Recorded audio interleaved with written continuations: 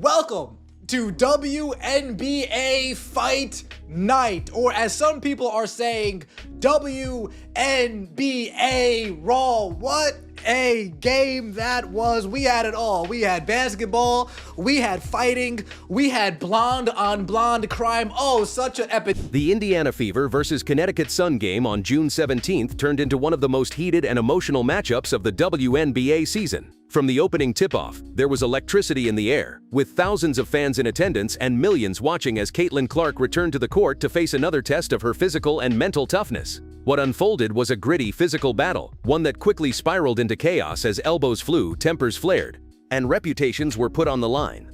Players like Caitlin Clark, Sophie Cunningham, Jacy Sheldon, and Marina Mabrey weren't just playing for the win, they were defending pride, teammates, and the unwritten codes of professional basketball. The game started off like any other intense WNBA showdown. Caitlin Clark, the rookie phenom who has taken the league by storm, was immediately targeted by the Connecticut Sun's defense. We finna go right into this story. Guys, Caitlin Clark was just assaulted bad. This is the worst one ever, bro. She was literally poked in the eye, then pushed to the ground by Marina Mabrey. This story is still developing. The damn game is still on. I cannot believe what the hell just happened in a matter of seconds, bro. In a matter of seconds, this thing went south. The WNBA is a freaking joke.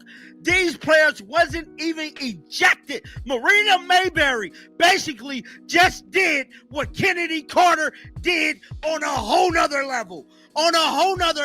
Guard Jacy Sheldon, herself a standout rookie, set the tone with extremely physical defense. Sheldon continuously bumped, grabbed, and contested every movement Clark made. It was obvious to anyone watching that Sheldon's game plan was to disrupt Clark mentally and physically. Marina Mabrey wasn't far behind. Known for her edgy, aggressive play, she was in Clark's face all night, playing right up to and arguably past the edge of what the officials allowed. Obviously, one thing that happened, but what ended up happening was Caitlin gets poked in the eye, or gets clawed in the eye, and then Jacy Sheldon belly bumps her. She gets clawed in the eye, Sheldon belly bumps her, and Caitlin pushes her off. And then Marina Mabrey just shoves her into the referee onto the ground. And this is what the referee said happened. Why was Jacy Sheldon's foul upgraded to flagrant 1? In the judgment of the officials, the foul by Sheldon was unnecessary. The contact to Clark's face.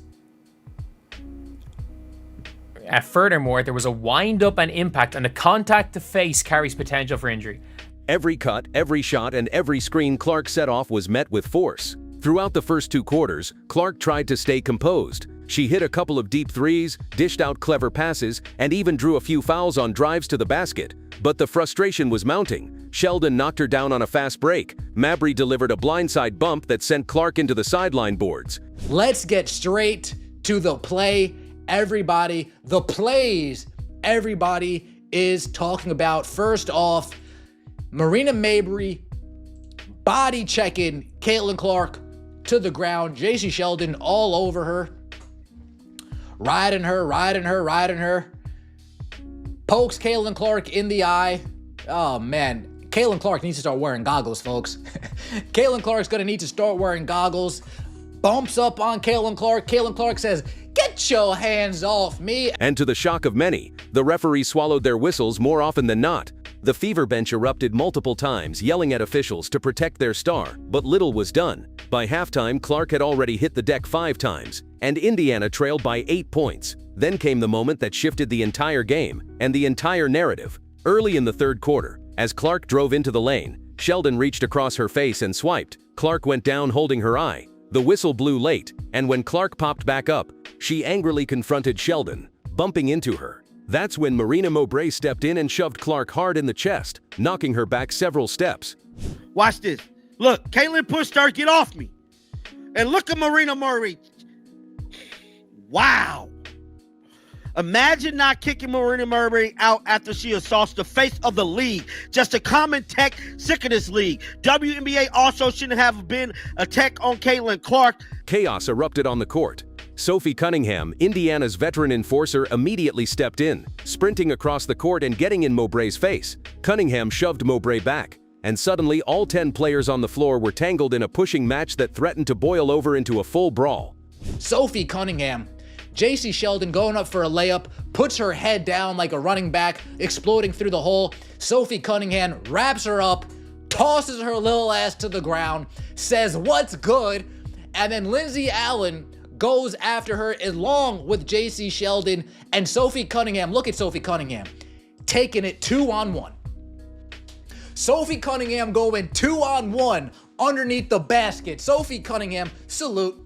The referees blew the whistle frantically and eventually separated the players. After a lengthy review, technical fouls were handed out to Clark, Mabrey, and Sheldon. Cunningham, who many expected would be ejected for escalating, was somehow only given a technical foul as well. But the damage was done. The arena was on fire, the fans were roaring, and the Indiana Fever had a new energy. They were no longer just playing to win, they were playing to protect each other. From that moment on, Sophie Cunningham took the game personally. Every possession was a war. Cunningham delivered punishing screens, boxed out with authority, and jawed at the Sun players on every whistle. She hit a clutch three in the corner and turned to scream in the direction of the Connecticut bench. On defense, she swiped the ball from Mabrey and dove to the floor to secure possession. Her energy was contagious. Sophie Cunningham wrapping Jacy Sheldon up, saying, "Get your little ass to the ground now." And the best part of this is that as soon as Lindsay Allen and Jacy Sheldon started approaching, Sophie Cunningham, you guys tell me she's a black belt in Taekwondo, a black belt in Muay Thai, whatever the fuck she's a black belt in. No fear. No fear in Sophie Cunningham. No hesitation in Sophie Cunningham. She said, "Oh, you guys are both coming at me? You guys can both get some." Look at her. Look. Nalissa Smith elevated her game. Kelsey Mitchell drilled back-to-back threes. Clark, feeding off her team's intensity, began slicing through defenders and raining jumpers from deep. The Fever went on a massive third-quarter run, flipping the game upside down. 20 points for Caitlin Clark, 6 assists, 1 rebound.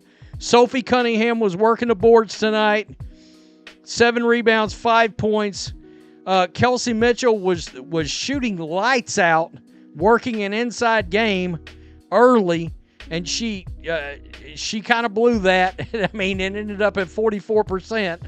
Better than she's been doing lately. 17 points. Natasha Howard, to her credit, 16 points, 12 boards.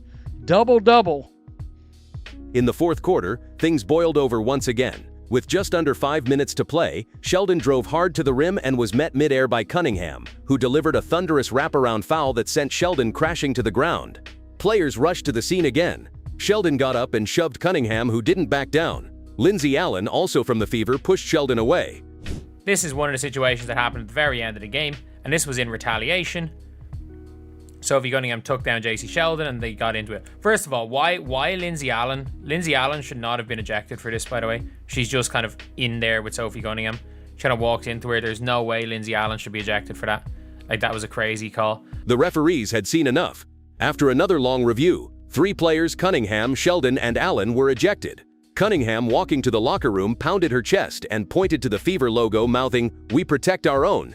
Indiana closed the game strong. The team was energized and completely in sync. Clark added 6 more points and finished the game with 20 points and 7 assists. Caitlin Clark, 20 points, 6 assists, 4 turnovers, and she was getting harassed all game. She was getting scratched, clawed, grabbed, held all game today. Jacy Sheldon was on her like white on rice. Jacy Sheldon was in her Pat Beverly, Lou Dort mode, doing whatever she could do to try to stay with Caitlin Clark. They got into it. They had words. Folks, what a game. Holy smokes. Sophie Cunningham, before being ejected, had 12 points, 5 rebounds, and 3 steals and left the court to a standing ovation. The Fever closed on a 15-2 run, defeating the Sun 88-71 in one of their most emotional and statement-making wins of the season. After the game, press conferences were dominated by talk of the altercations. Caitlin Clark remained composed, saying, "I just want to say that Marina Mabrey is a bum, and I own her. She shoved me like that was going to change the score. She was out there putting up Angel Reese stats with her 6 points and 8 rebounds. She needs to relax. They tried to gang up on me with 3 players because I cooked their whole squad. And I had to let their bench know after I hit that 3-pointer to shut their asses up. Next time, try guarding me instead of throwing tantrums." It was physical, but that's basketball. I'm proud of how we stuck together. She also praised Cunningham, saying, "She had my back. That means a lot. It means everything." Cunningham, when asked if she regretted anything, replied, "Nope, we're a team. You don't mess with one of us without hearing from all of us." Fever head coach Stephanie White criticized the officiating, saying, "I warned the refs all game. They let it get out of hand. I'm proud of my team for staying together." Across social media, reactions exploded. Fans praised Cunningham for defending Clark. Clips of the shoves and the fight went viral instantly. Analysts debated whether the league was doing enough to protect its stars. Some called for fines or suspensions. Others said it was just old-school basketball. But one thing was clear: the Indiana Fever had found a new identity. The Indiana Fever announcers, I will give them credit. That incident with Sophie Cunningham is a direct byproduct of the fact that situation earlier was not handled correctly. That's all there is to it. So right here, there's a long three in Jacy's face. Clark goes to talking shit towards the Connecticut Sun bench. That was a clear message from CC22 right there. I mean, this team's had enough, and I don't blame them. No longer were they just the team with Caitlin Clark. They were a team with heart, toughness, and loyalty. The Connecticut Sun, on the other hand, left the court in silence. Jacy, Sheldon, and Marina Mabrey had gotten into the heads of the Fever early, but they couldn't finish the job. Their physical play backfired, and by the end, they looked rattled and disconnected. Head coach Stephanie White summarized it best when she said, "They came in trying to bully us. That didn't work. This game will be remembered not just for the scoreline, but for the message it sent. The Fever aren't backing down. Clark might be the face of the team, but Sophie Cunningham proved she's the heart. And when that heart is beating strong, there's no telling how far this team can go. Whether you loved the drama or hated the fighting, you can't deny the passion fördebadet. Persavensjuschen fördebadet. This is the WNBA, tough, raw, and real. And if anyone thought Caitlin Clark would get pushed around, tonight proved otherwise. She's got backup, and the Fever are here to fight. If you enjoyed this breakdown, make sure to like, subscribe, and hit that notification bell so you never miss a moment from the brightest stars in basketball. Thanks for watching, and we'll see you in the next one.